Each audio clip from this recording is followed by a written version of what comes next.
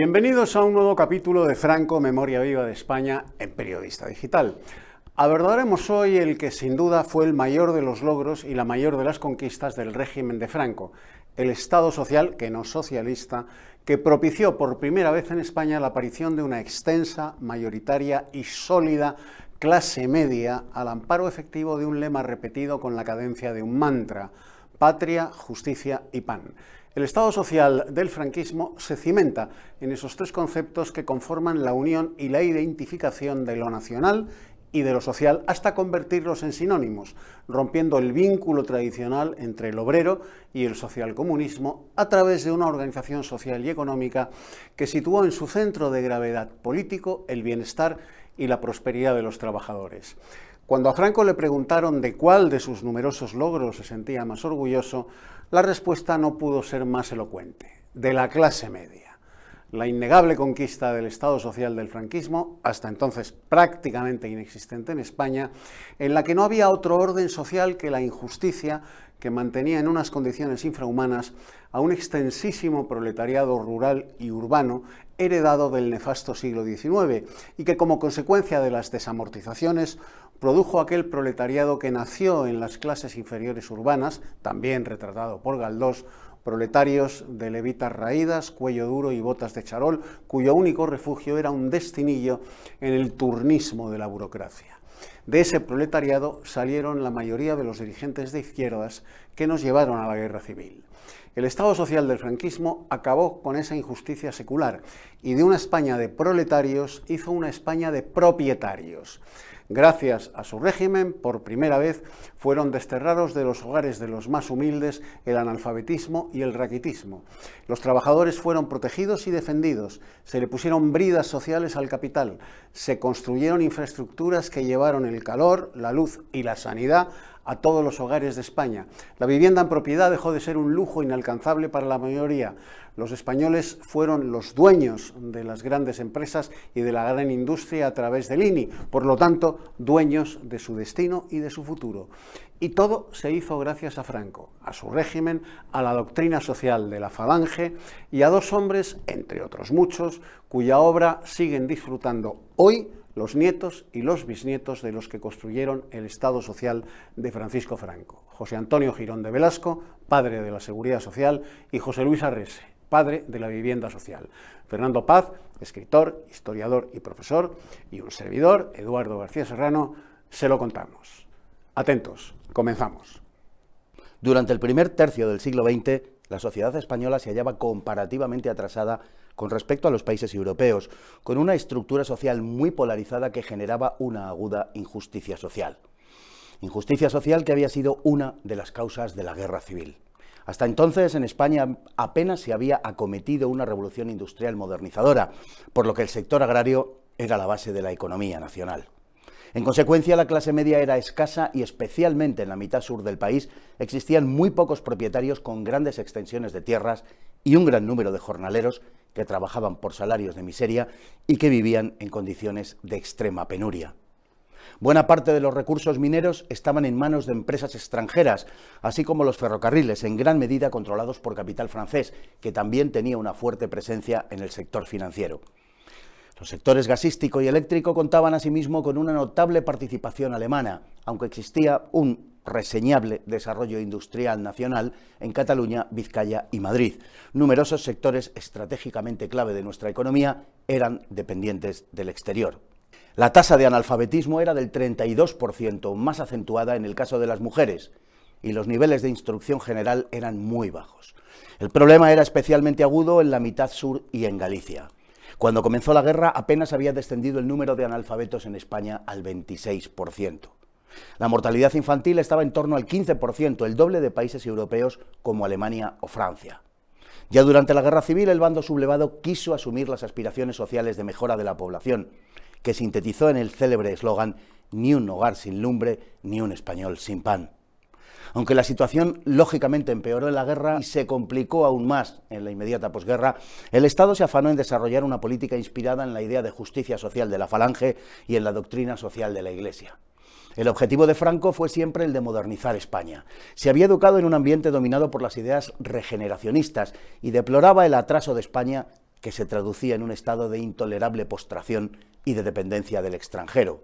Franco no ignoraba que el atraso de España se debía sobre todo a la falta de industrialización y ya desde 1939 impulsó la inversión en el sector secundario.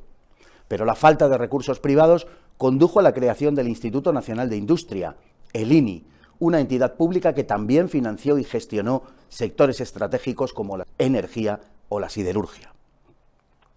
Muchas de las empresas más importantes del país fueron creadas por el INI. Unosa, Ensidesa, Endesa, Bazán, SEAT, Casa, Ener, Enasa, Texfibra o la Iberia nacionalizada en 1944. Otras empresas eran de facto monopolios estatales como Telefónica, de origen norteamericano, Tabacalera, en un régimen muy semejante, o Camsa. El agudo problema de la vivienda fue abordado a través del Ministerio de la Vivienda, creado en 1957, y del que el falangista José Luis de Arrese fue el primer titular. Arrese sintetizó el objetivo que se perseguía: queremos un país de propietarios, no de proletarios.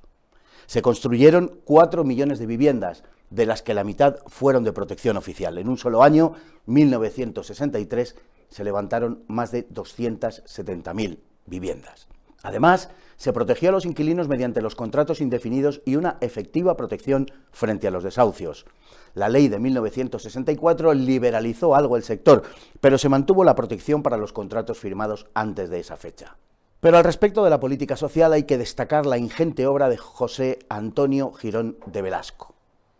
Convencido falangista, Girón estuvo al frente del Ministerio de Trabajo durante 16 años, entre 1941 y 1957, desde el que tomó una serie de medidas encaminadas a la protección del trabajador frente a los abusos y la explotación laboral. A través del Instituto Nacional de Previsión desarrolló la medicina social, así como la creación de clínicas y maternidades.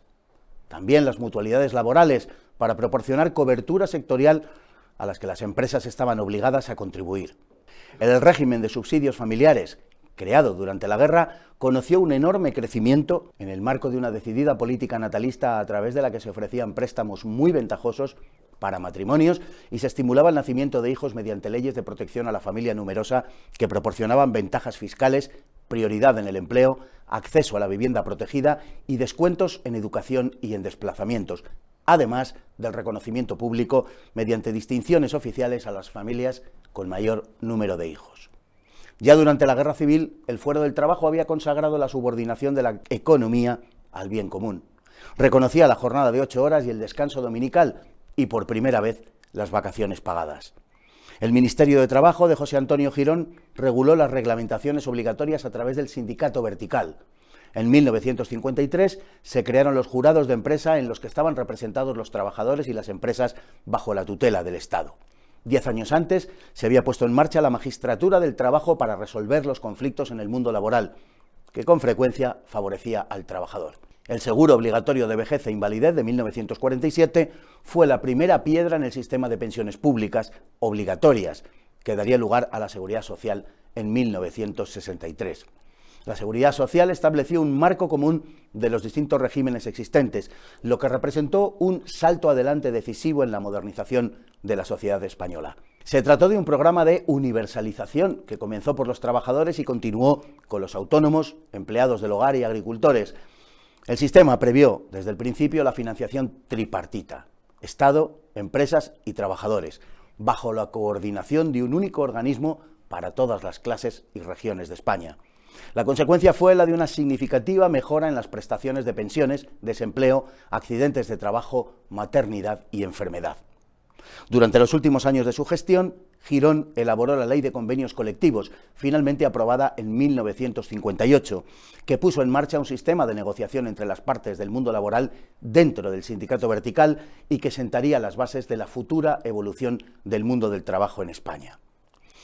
Aunque dentro de un marco limitado por el monopolio del sindicato vertical, desde los años 50 hubo elecciones para designar delegados sindicales y para elegir a los miembros de los jurados de empresa. Con el paso del tiempo, numerosos miembros de la oposición consiguieron representación. La política social del franquismo, en el marco de un desarrollo económico sin precedentes, constituyó un objetivo básico que el régimen desarrolló exitosamente y fue uno de los pilares de la modernización de España. Bueno, queridísimo Fernando Paz, el Estado social del régimen de Franco, el Estado social creado por Francisco Franco y por la Falange, Falange Española de las Jons, hablaremos de esos grandes ministros, y que se crea precisamente partiendo de la nada absoluta, y además con la enemiga de las potencias vencedoras en la Segunda Guerra Mundial. Que se crea de la nada, y tanto que de la nada recuerda lo que dijo Ramón Serrano Suñer cuando llegó a la zona nacional, después de escapar de aquella manera de la zona dominada, sojuzgada por el Frente Popular.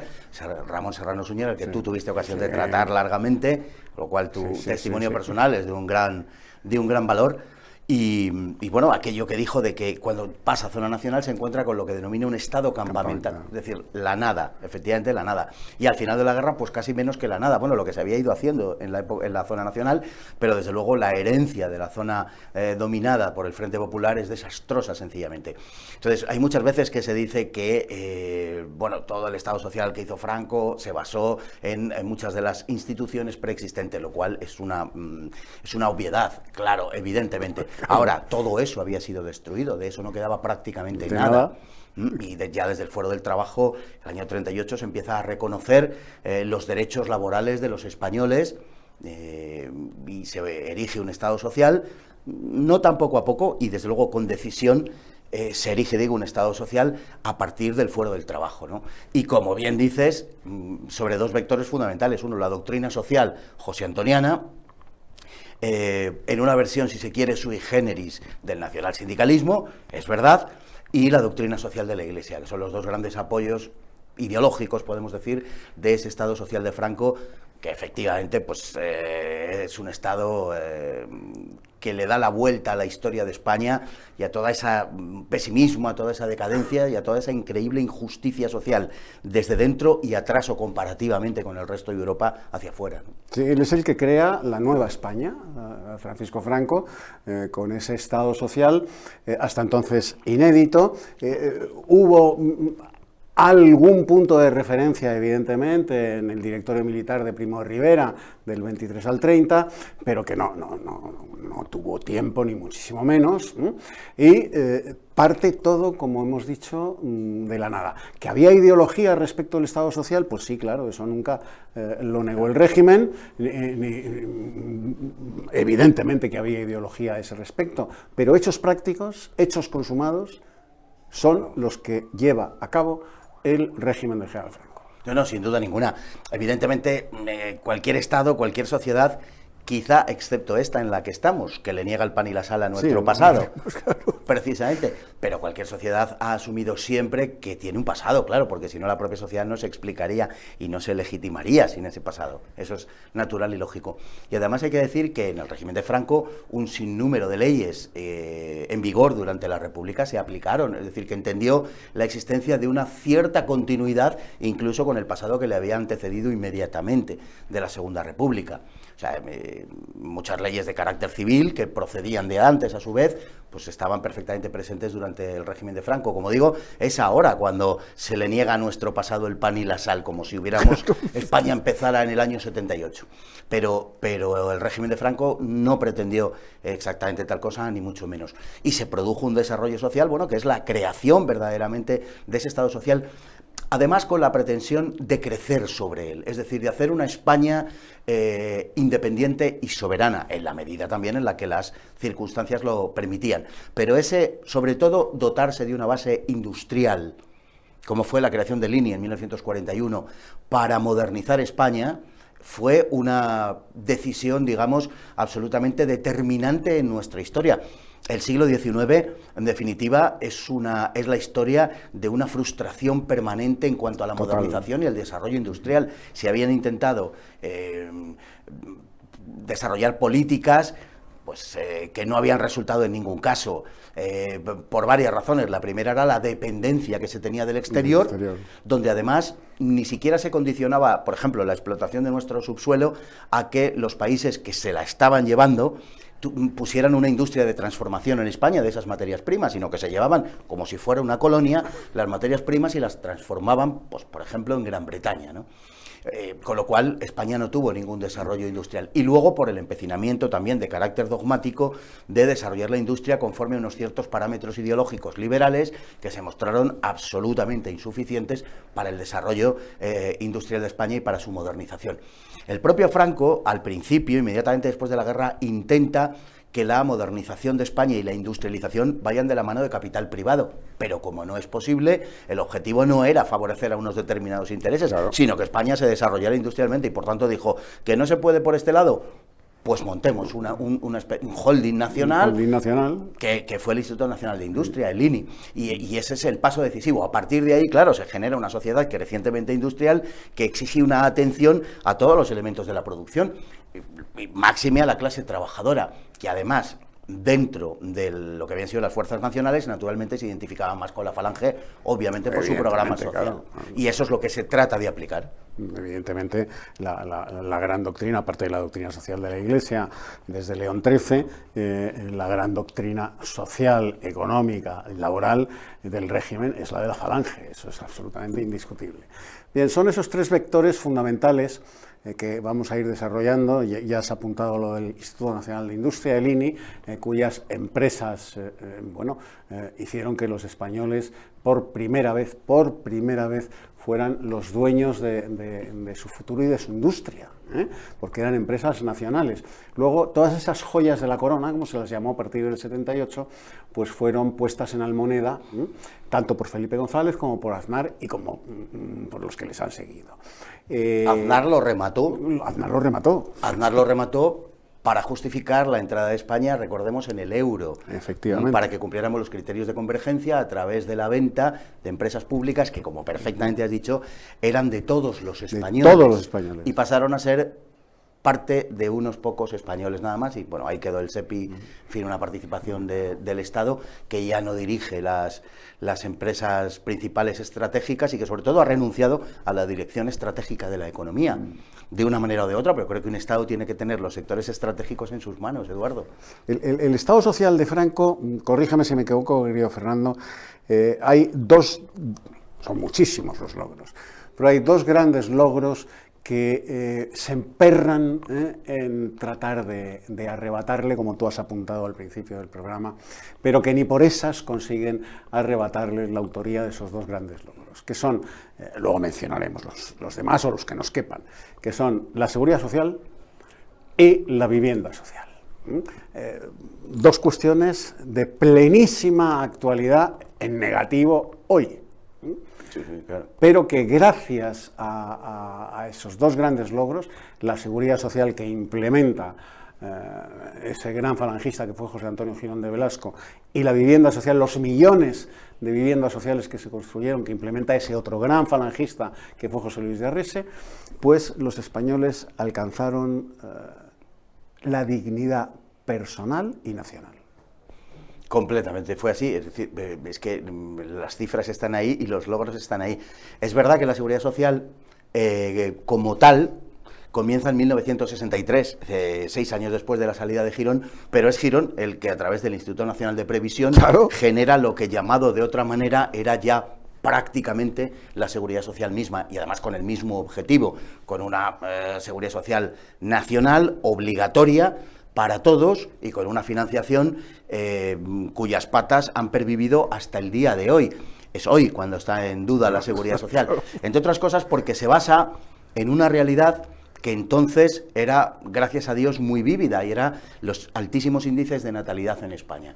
Lógicamente, para que eso se mantenga, tiene que ser un sistema en el cual la población crezca, porque cada vez hay que sostener, además, en función del aumento de la esperanza de vida, hay que atender a un mayor número de españoles, y por tanto la base de la pirámide tiene que ser cada vez más ancha. Si te cargas ese proceso de crecimiento de la natalidad por distintas razones y no promueves políticas natalistas, que es otro de los grandes logros del régimen, régimen no es solamente una decisión del régimen, lógicamente tiene mucho que ver con la evolución del régimen demográfico, un régimen de transición y un régimen en el que ya hay adelantos que hacen disminuir la mortalidad, a la vez que se conservan hábitos mentales que mantienen alta la natalidad, y entonces eso produce el resultado del crecimiento demográfico conocido. Pero lógicamente esos son los factores objetivos de los que se parte para hacer algo como la seguridad social. Después de eso, y a partir de la segunda mitad de los años 70, el decrecimiento demográfico y sobre todo el adelgazamiento de la pirámide por abajo y el crecimiento hacia arriba, pues meten en un callejón sin salida creciente a la seguridad social, que se va financiando a través de un enorme déficit, como sabemos, y que ha servido ahora también para justificar otras cuestiones que no son del programa, pero en fin, para justificar los flujos migratorios y demás, que son los que nos van a pagar las pensiones, ¿verdad? Sí. Bueno, sí. ¿verdad? Seguro. Bueno, pues en lugar de favorecer la demografía, la natalidad propia, como sería de agradecer, porque es lo que puede sostener el edificio social. Y efectivamente son esas dos grandes consecuciones, la vivienda social y la seguridad social, los puntos más altos seguramente del régimen de Franco, porque además repercutieron en la vida de todos los españoles, claro, pero muy especialmente de los españoles más que modestos, más lo necesitaban, claro, más modestos, junto a la educación. Bueno, es que dentro de la obra de Girón están las universidades laborales. Efectivamente, esa es otra cuestión que es interesantísimo abordar para desmentir las grandes falsedades, que para eso está este programa, las grandes falsedades que sobre ese régimen arroja tanto la derecha del PP como, por supuesto, la izquierda socialista, comunista y separatista. Íbamos a hablar de la educación, pero primero vamos a hablar de la vivienda social.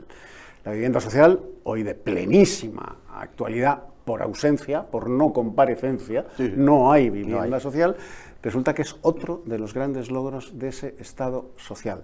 Por primera vez en la historia de España, desde los visigodos hasta nuestros días, los españoles más modestos, más humildes, de economías más frágiles, pudieron ser propietarios de un piso y, andando el tiempo, de un apartamento en la playa o de una casita en el campo.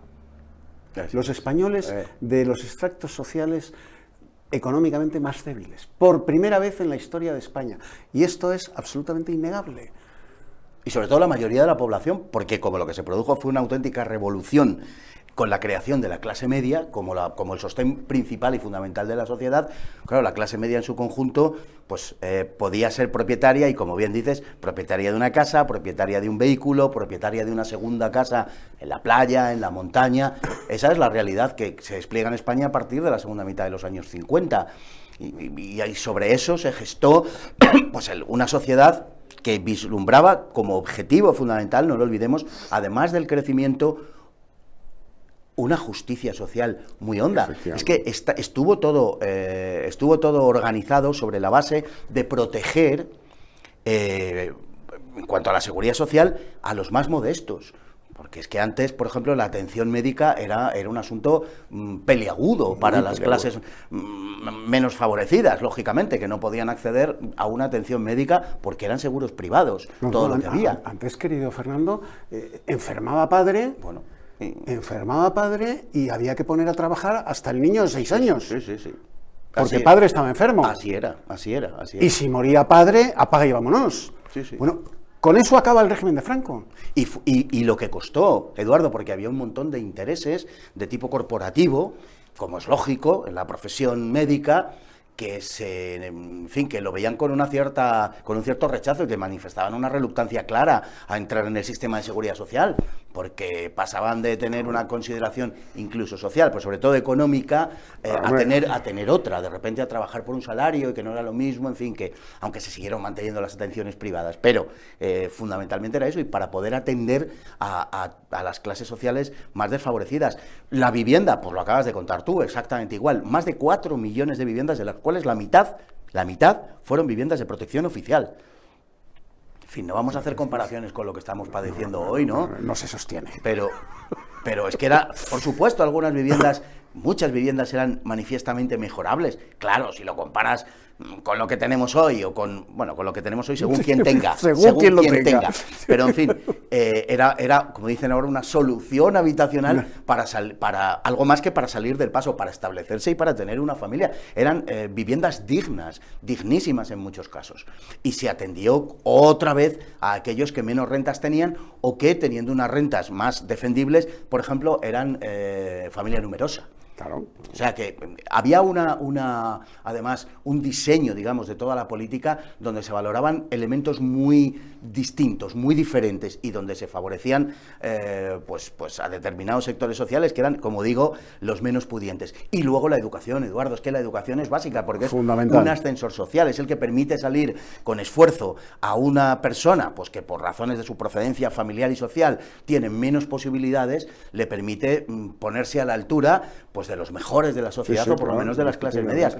Y eso hoy es una realidad que también han destruido a través de los sistemas, del sistema educativo, igual que están haciendo con la sanidad, exactamente igual, porque quien más ha hecho en España por la privatización de la sanidad y por la privatización de la educación han sido los gobiernos del PSOE, han sido los gobiernos de izquierda, que han degradado la educación y la sanidad hasta tal punto que el que se lo puede permitir, por poco que sea, se van a los privados, porque la educación y la sanidad que tenemos, digan lo que quieran, dejan mucho que desear, y no es o no son lo que eran antes, ni mucho menos. Bueno, todo eso, lo mejor de todo eso, efectivamente, procede del régimen de Franco, y fue hecho fundamentalmente por falangistas, y básicamente, en el caso de la vivienda, por Arrese, y en el caso de todo lo que tiene que ver con los seguros sociales, y todo lo que tiene que ver con el Estado social, José Antonio Girón de Velasco. Indiscutiblemente. Y todo esto amparado por un marco legal, una estructura legal que le brinda al trabajador español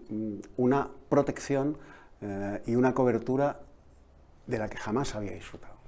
En la vivienda, tú no podías, hasta el 64, tú no podías echar a un inquilino, y además la renta que pagaba era ridícula, hasta tal punto que los propietarios estaban muy enfadados, porque eran contratos indefinidos que tú firmabas y que pues eran rentas ridículas. Con lo cual, si a ti te interesaba como propietario en un momento dado dedicar esa casa a otra cosa, no podías hacerlo.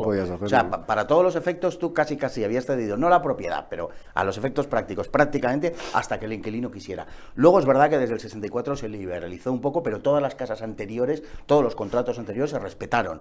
Y entramos en los años 80 con este régimen de vivienda. O sea, los desahucios eran muy complicados, desde luego nada que ver con lo de hoy, eran muy complicados. Se podían llevar a cabo, pero en determinadas condiciones, y desde luego tú no podías desahuciar a partir de un determinado nivel.